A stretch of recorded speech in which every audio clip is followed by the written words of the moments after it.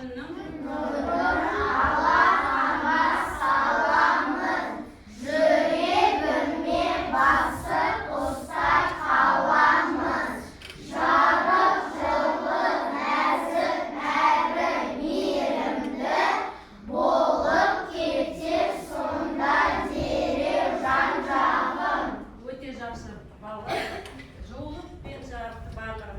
бойымызға сіңіріп, сабағымызды бастаймыз. Отырыңдар. Бүгінгі сабақта жоғары қайдың балалар? 28, иә? Аптаның қайдыңы? Сейсенбі күні екен. Енді балалар біз қазір сендермен алдарында мынадай ескерттер жатыр және қазақтың ұлттық оюы әртүрлі түсте жатыр. Сонымен өз-өздеріңді бағалап отырасыңдар балалар. Ал енді біз өткенде қандай тақырып өттік? Кім айтады? Айта ғой. Есептеп қорытындылау. Сосын неше есебі? 9-шы есептеп. Өте жақсы. Ал есептемасын тексерейік, дәптерлерін ашыңдар.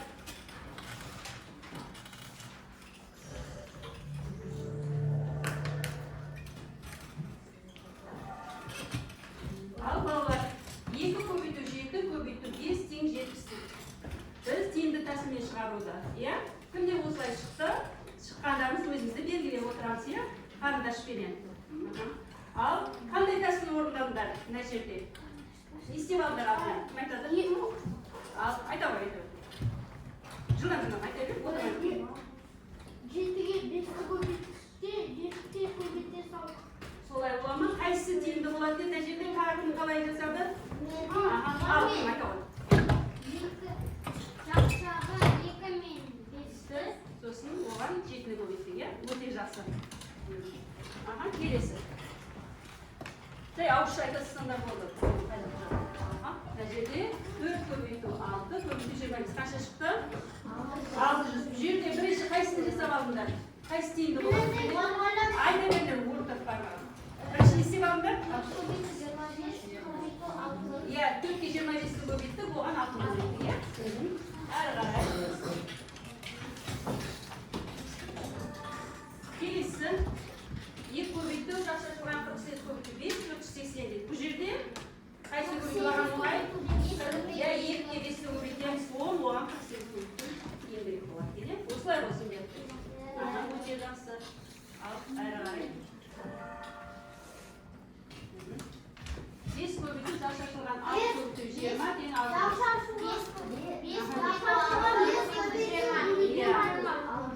Тиімді тәсілі солай екен, 5-ке 6 көбейтемізді әрі қарай. 20-ға көбейткен бізге тиімдірек болады. 20 көбейтті 8, көбейтті 5, 800 дейді. 20. Не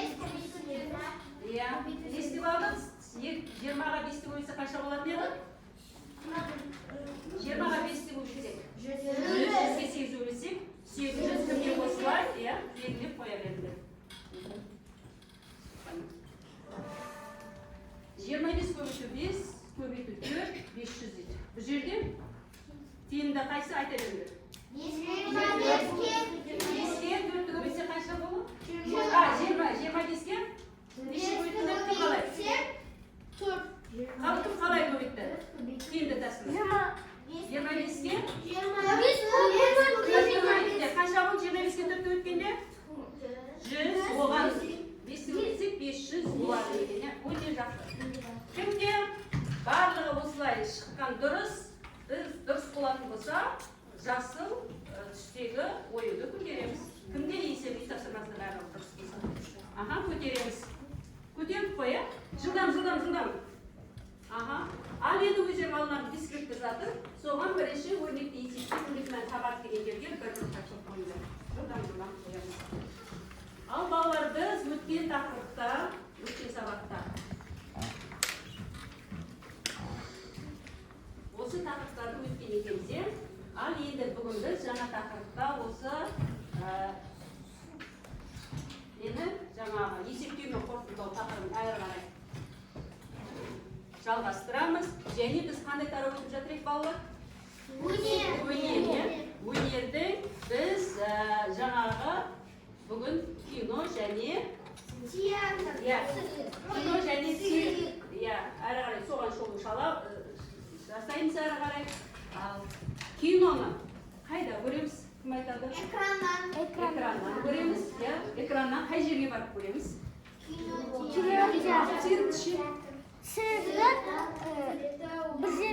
Өзі цирк ғимараты бар, ал енді екеуінің айырмашылығы қандай? Кім айтады? Ал айта ғой. Аспандияр. Ол жерде клиптарды көрсетеді, ал кинода жай Жай не істейді? Жай не көреміз ал? Неден көреміз оны? Киноны неден көреміз?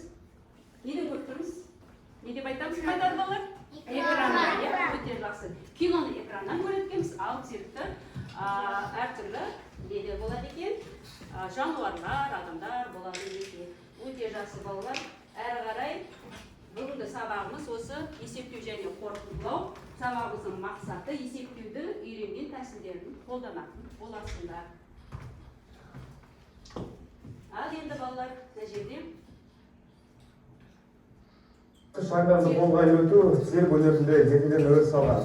Айбатты аюға велосипед тепкізіп, жүрек жұтқан жолбарысты ел етіп, алып тілді ертеп біліп көрерменді күлкіге тартылған цирк әртістердің еңбегін көрермен жақсы түсінеді. Ең алғашқы аң патшасы арыстандыға екі аяқты адамның бұйрығында бағындырып, цирк әлемінде өзіндік орнын алды. Елордамызға гастрольмен келген мәскеулік цирк арыстандар арасындағы жалғыз атты қойылым қойды. Тілші бейнематериалда.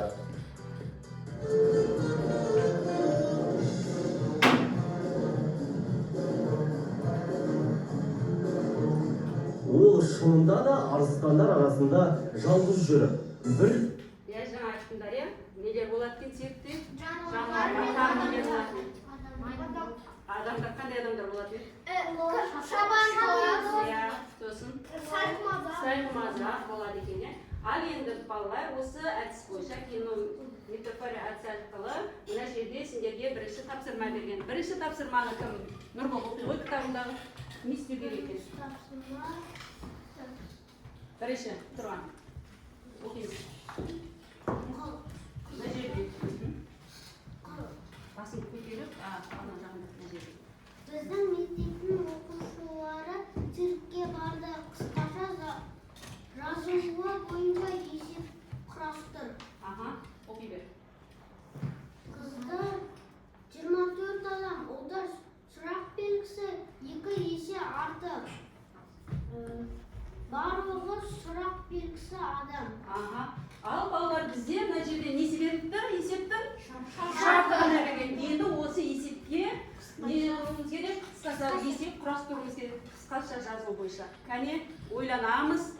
Не туралы деп ойлайсыңдар? Нені сурет тұр мына жерде? Ал кім құрастырады екен? Тағы, бар ма құрастырғандар? Ал ажар айтып көрші. Қыздарға 24 адам болды. Ал одан ұлдар сұрақ 2 есе артық ұлдар болды. Ал барлығы болса сұрақ адам. Ал дұрыс құрады ма балалар? Дұрыс болды ма? Осылай құрастырамыз ба? Бізге бірінші несі керек есепті, толық. Бұл жерде қысқаша жаңа шарт бойынша айтып өтті. Бізге толық есебі керек. Мына жерде қысқаша жазылып тұр. Ал кім құрастырды? Ал кім сезім айта ғой? Циркке 24 қыз адам барды. Қыз бала бар, Қыз бала барды. Бірінші қалай басталды балалар? Мына жерде сіздер қараңдар. Қалай басталды? Оқушылары циркке барды. Содан сыныптан қыз бала неше қыз бала барды? 24 Қыз бала және ол бала сұрақ 2 есе артық барды. Барлығы бала неше барды циркке. Ал тағы кім қалай құрастырды? Тағы кім құрастырды? Тағы. Ал кім? Ахмет айта ғой. Сария. Ал. Біздің мектептің оқушылары циркке барды. Қыз балалар Циркке 24 қыз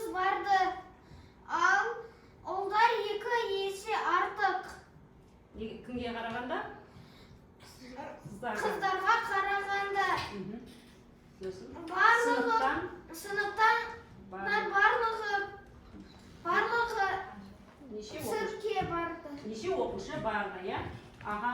Ал олай болса, балалар әрі қарай осы қысқаша шарт бойынша жылдамдық дәптерлеріне шешуін, жауабын жазамыз осы есептің.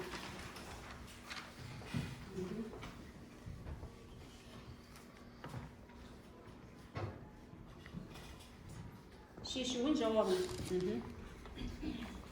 Енді қарап отырсыздар балалар. Неше амалмен шығарылады? Қыздар белгілі ма? Қыздар белгілі ма? Иә. Ал ұлдар ше? Жоқ. Мен сізден кім деп топ аламыз? Ұлдарды. Сосын? Барлығы. Неше сұрақ тұр балалар? Екі сұрақ тұр, иә? Сонда неше амалмен шығарылады?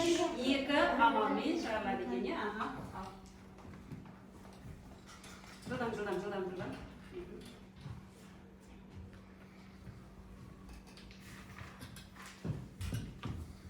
Әдемі жазам, сөзіміз әдемі болсын.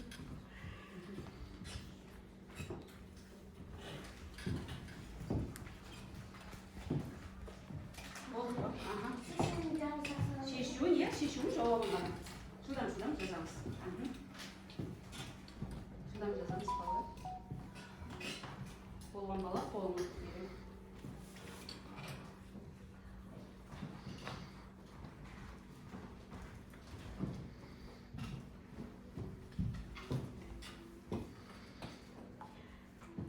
Черновик есептейміз. Черновигін сол жанымызда.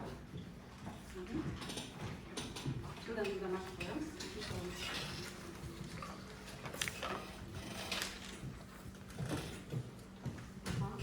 Әдемі болды. Жылдам жазамыз.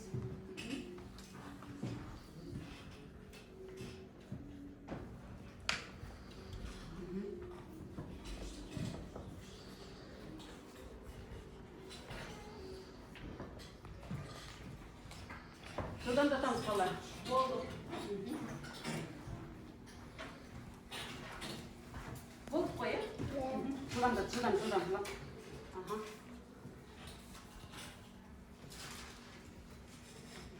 Жылдам.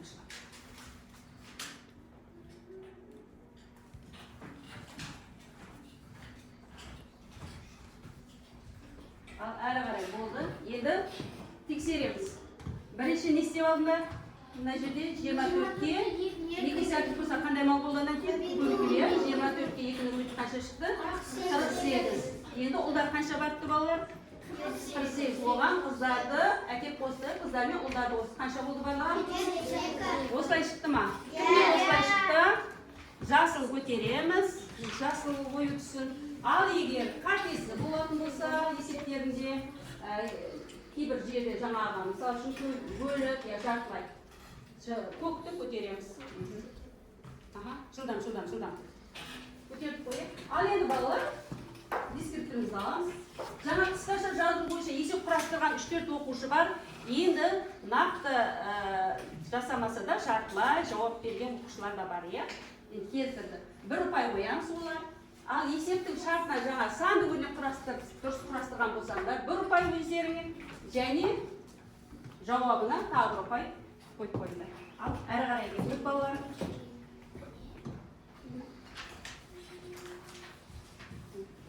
Енді балалар тегіс жұмбақтары деген тапсырма бар. Мына жерде теңдеуді шешу. Жылдан нөмірі 2 деп қоямыз да, екінші тапсырманы орындаймыз.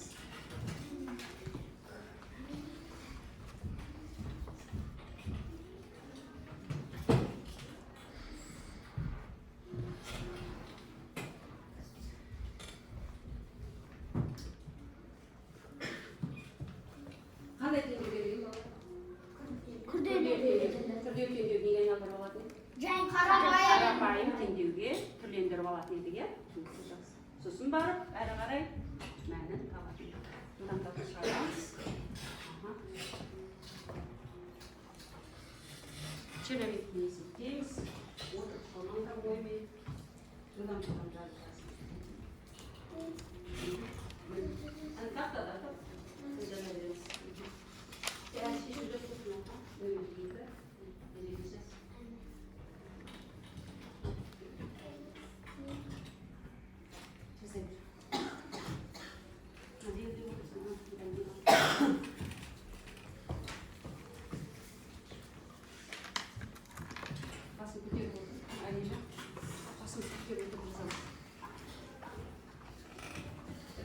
болған бала болу керек.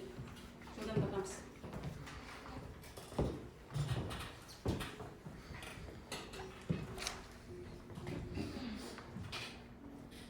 Әдейі болсын. Арасында, екеуінің арасында 3-4 көз болады, иә? Ондай мыслесіне салып отырады.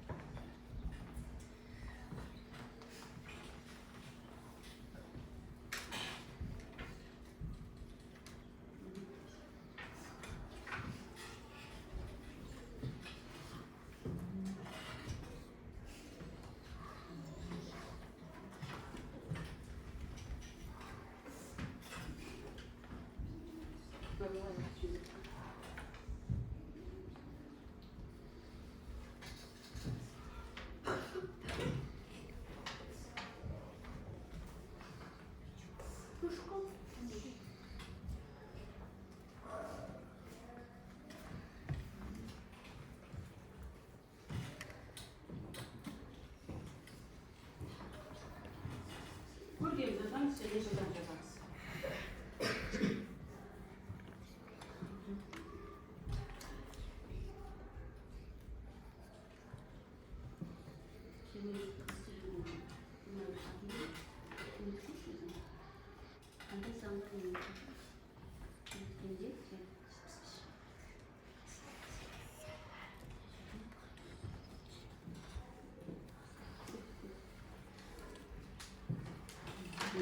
Болды.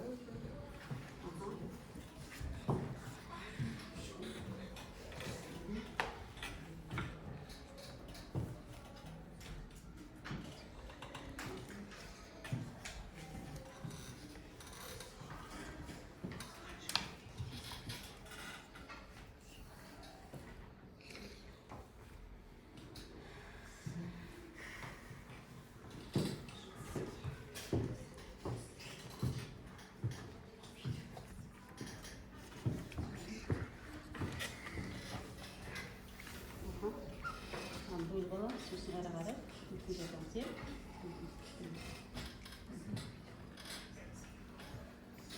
Sizga qanday san'atni o'qiganda 75 soatni edi?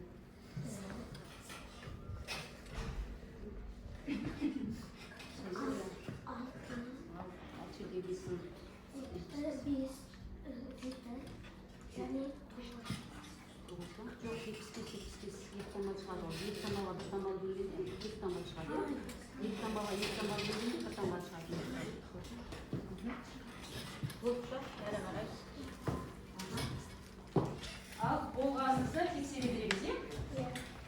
Biz hozir ko'raman. Ta'sir bo'ldi. Shundan birev bo'lganlar bormi? Birev. Qo'lga beramiz. Mana birinchi jag'i bo'lmasa, nemisi ikkinchi jag'i bo'lganlarimiz. Aha, qo'lga berib o'tiramiz. Birinchi qatordan. Biriyoni chiqargan bo'lsanglar da bo'ldi.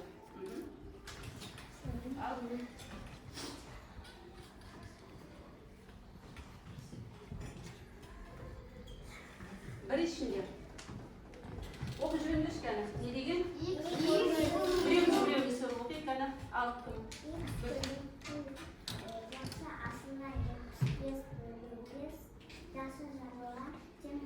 Aha, al endi o'sini necha chiqdi tupiri?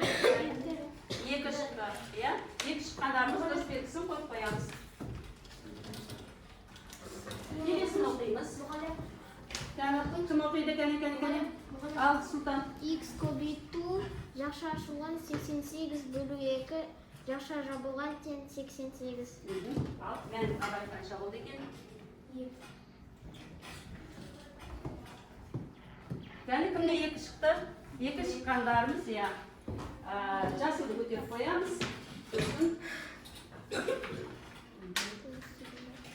Kimga 2 chiqdi, 2 dedi. Aha. Kibirini tabu deganga 1 qo'yib qo'yamiz. Al esepning berisini мына жерде тұр. Мына жерде күрделі теңдеуді қандай теңдеуге айналдырып алдыңдар?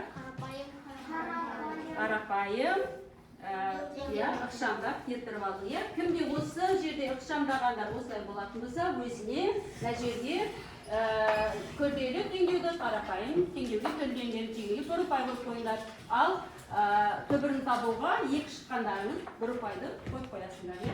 Өте жақсы. Ал балалар орнымыздан бір тұрайық. Тұрамыз. Жылдам. Жылдам. Тұр деген кезде тұрамыз. Жылдам.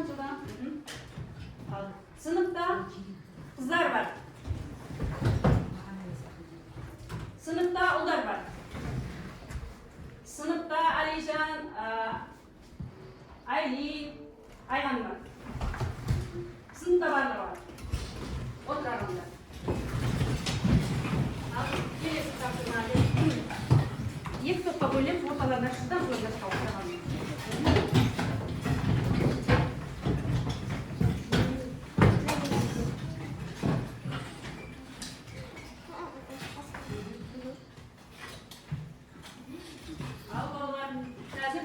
Oynayamayız. İlk top yakmasınlar.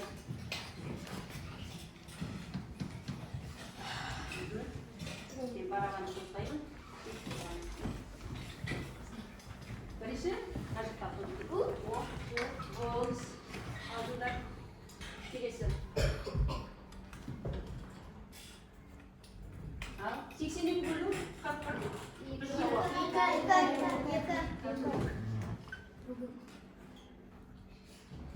Өз айтқанады біреуіне отырайық, иә? Сол бітмек, бітейік. Ал енді келесі топқа қарай кеттік.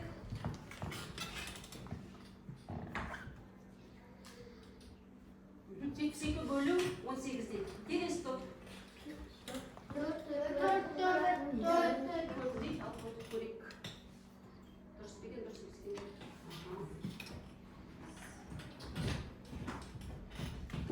Ал, келесі.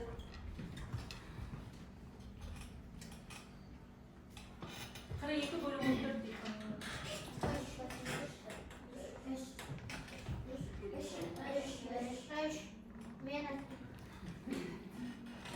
Ya, endi aytqanlaring bарлығы өздері біліп отырсыңдар, кім айтады, иә?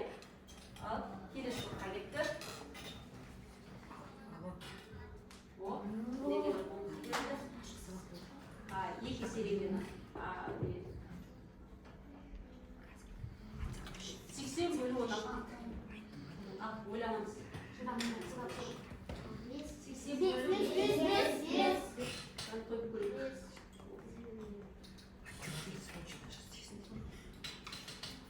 Келесі.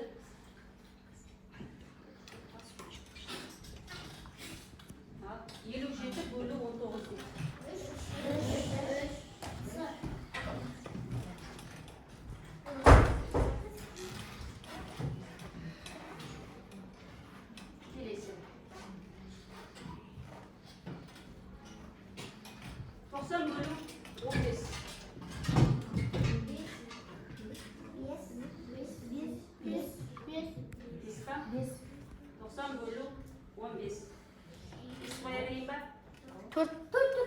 Төртті артығы болу керек еді. Ал, ойланамыз. Ал, көрейік.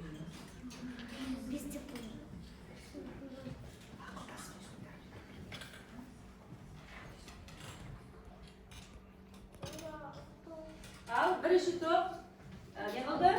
400 ұпайден бірінші орын, сендер екінші топ 300 ұпайы. Өте жақсы. Орныңызға отырамыз. Бірінші ұпайына жақ қой, бірінші қатарына жақ қой. Екінші сендер отырыңдар. Ал, өте жақсы.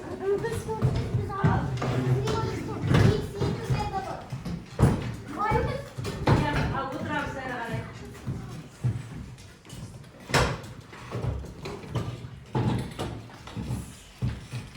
Ал, балалар. Кім көрдіңіз? Бұл менің атым Қожа деген, менің атым Қожа ма? Қожа. Бұл қай кинода ойнаған еді? Менің атым Қожа. Соны өткенбіз, иә? Ал балалардың сендерге тапсырмасы бар екен. Мұқият тыңдаңдар. Есепті шара кинотеатрға балалар мен ересектер келді. Балалар әрқайсысында 10 орындықтан 12 қатар орналасты. Ал ересектер олардан 3 есе кем. Кинотеатрға неше ересек адам келді? Ал тапсырмасы түсінікті ма? Есепті концертке балалар мен жаңағы ересектер келген екен, иә? Жұппен жұмыс алларында қарап жатыр, соны аламызда қағаз, иә? Ортаға қойып, бірге ақылдаса отырып шығарамыз.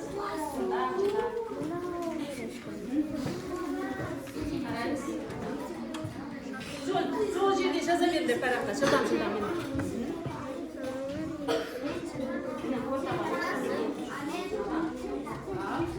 Не істеу керек? Иә? Алла райы.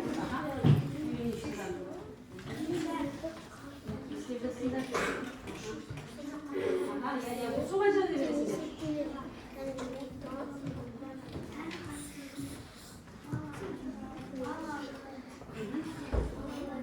Жылдан жаза.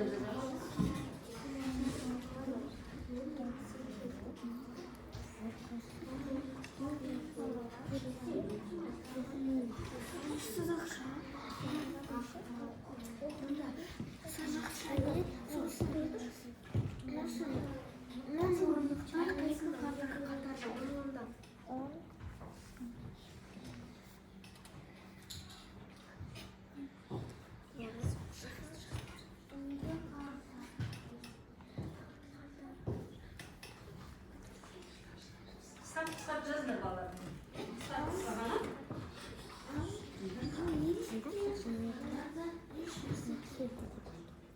Бұлай есеп шығарып жүрміз. Келіңіз, иә?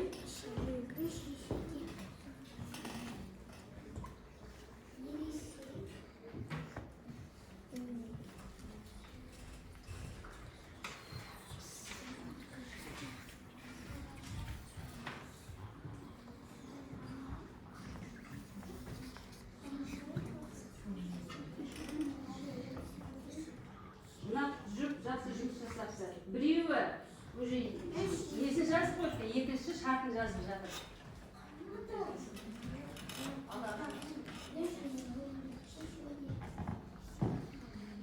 Қандай тапқыр жұп екен. Уже Асфалья шешуін жазып қойыпты. Кім шартын жазып? Бөліп алып екеу. Жылдан болу үшін, е? Я балалар, кинотеатрға барған балалар белгілі ма? Кім айтады? Кинотеатрға барған балалар белгілі ме екен? Белгілі ма? Жоқ, белгісіз. Оны не істеп аламыз? Тауып аламыз. Ал ересектер ше? Белгілі ма ересектер? Жоқ, сонда неше амалмен жаратып екенбіз? 2 амалмен. Болған топ жұп қолын көтереді.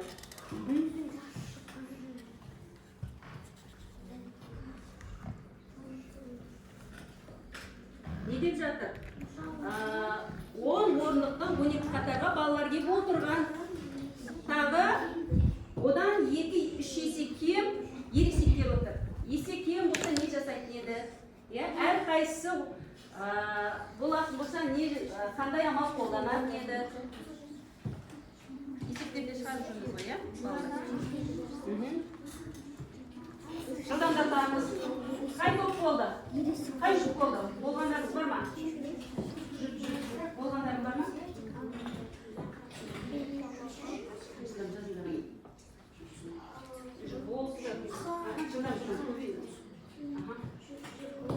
Өте жақсы. Ал кім?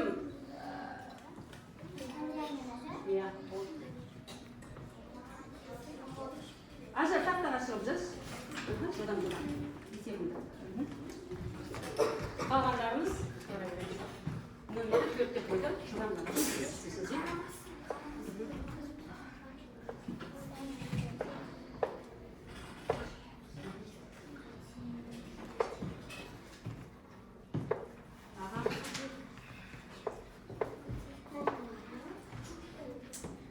Балалар жаңағы не бар еді ғой?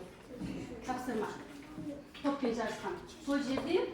өздеріңе кестеден тыс бөлу және көбейту деген жерге кім жаңа өздері тапты деді ғой, жауаптан дұрыс тапқандар.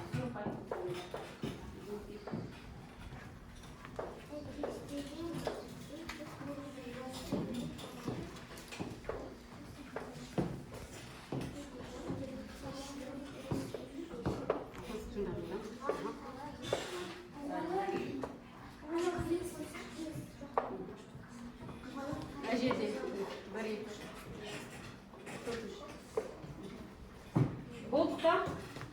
Ал болса өздеріңнің болды деп жауаптарын тексеріңдер. Балалар 10 орындықта 12 қатарда ерекшеліктер 3 есе кем дейді. Кімдікі осылай шықты? Не істеді? 10-ды 12-ге көбейткенде қанша шықты? 3 Оны не істеді? Қанша шықты? Ал кімде дұрыс бар? Олатындар есепте қысқаша жаңа шарты құрынға 1 балл, есептің шарты өрнектер болса 1 балл, ал елатын болса 1 балл сөз есептер. Ал шарты дұрыс болмаса, онда қоймаймыз. Шарты дұрыс болмаса, онда не жерге ұпайларын қойып. Ал ұпайларымызды қоямыз. Не жерде қатарға олар.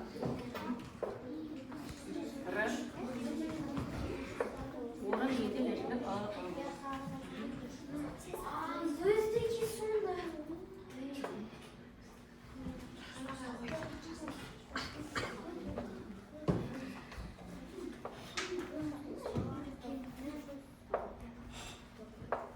болғанымыз, есептей беріңдер. Балаларымыз есептей. Астынан мына жерде жазамыз, мына есептің қысқаша несі дұрыс болса, екінші құрағансың ғой. Бірақ сөздері дұрыс болмағанмен дұрыс құрағансыңдар. Дұрыс құрағансыңдар.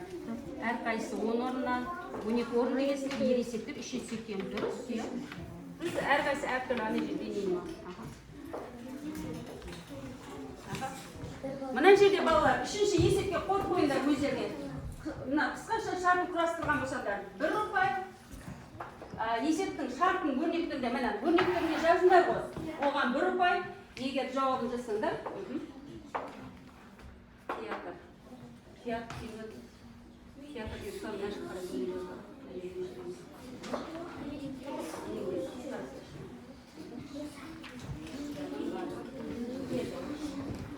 Өте жақсы балалар. Ал енді бағаланды қойды. Ал енді кімде 10 мен 8? 10 мен 8. 10 мен 8. 10 мен 8-ден жасымен өтерсін қанша бала? 18 9 деген бар. 9 алғандарда жасылды. 18 9. Ал кім 7 6 топты көтереміз? Кімде 5 4? Сарын көтереміз. Ал 3 2 1 алғандарымыз бар ма? Ол қызын көтереміз. Жоқ па? Көтеріп отырамыз. Жылдан. Жоғарырақ көтереміз. Өте жақсы балалар. Ал енді балалар, бүгін қандай тақырып өттік? Не істедік бүгін сабақта? Не істедік? Сөз есептер. Шығарып не істедік? Қарапайым.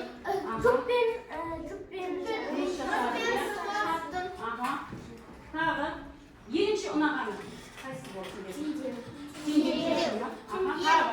Тағы да бұл түсірпай береді. Есеп шығарған, жүкпен жұмыстан қайсы ұнатын деп? Ал қиындық тудырғаны болма ішінде? Қиындық тудырған тапсырмалар болған жоқ па? Ешқайсысында? Қайсысы болды? Номер 4 теңгелерді шештеген. Теңгелер шеш дегенде қай жерде қате не болды?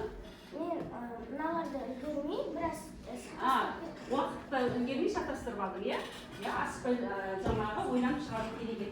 Өте жақсы балалар. Ал үйге 33-ші беттегі 7-ші тапсырма. Ал егер бүгін сабақты жақсы түсіндім дейтін болсаңдар, балалар, мына жерде жасы 11, жолаған әкеп құрып сұрасыздар. Ал сұрағым бар дейтін болсаңдар, сарыға, егер түсінген жоқпын дейтін болсаңдар, қызылға әкеп тапсырасыңдар.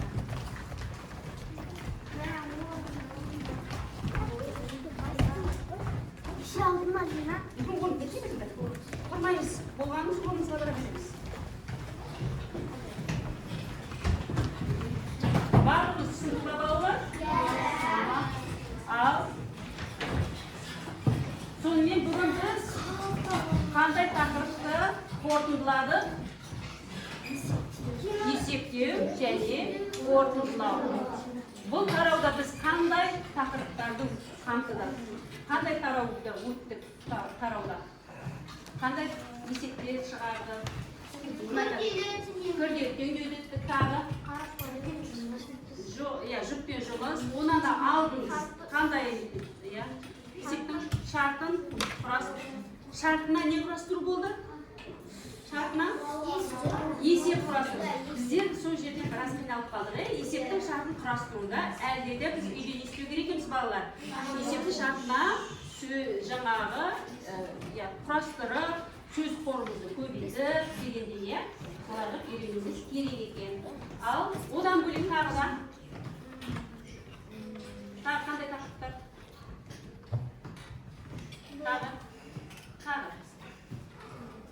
Тағы не істейсіз балалар? Естеден тыс бөлу жағдайында, екі таңбалыға бөлуді естедік балалар. Үйрендік.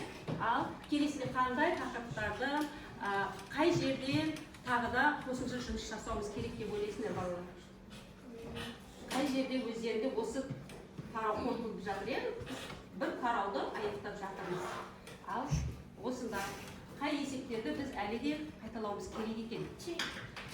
Күрделі теңдеуде